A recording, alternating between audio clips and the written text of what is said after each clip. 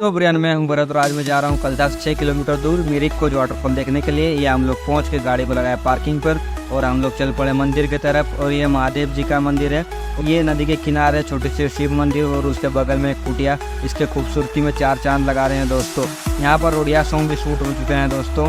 अभी हम लोग वाटरफॉल की तरफ चलते हैं और यहाँ पर मुझे मेन और बसेस वर्ल्ड की भाई बारी है। जो पूजा गाँव वालों ने की है नदी के साइड में, बहुत ही सही देख के मन के बहुत ही सुकून मिल रही है। हम लोग पहुँच गए हैं वाटरफॉल के सामने, लेकिन ये तो बहुत ही छोटा वाला वाटरफॉल है। लगता है हम लोग का स्कैम हो गया। इसका ऊपर जाने से हम लोग को बड़ा वाला वाटरफॉल दिखेगा, लेकिन इसके लिए नदी पार करना होगा दोस्तों। उसके साथ जंगल भी। मैंने यहाँ पर थोड़ा सा रील और फोटोशूट करवा लिया अपना। मजेदार शॉर्ट्स ब्लॉग के लिए do subscribe. Thank you for watching.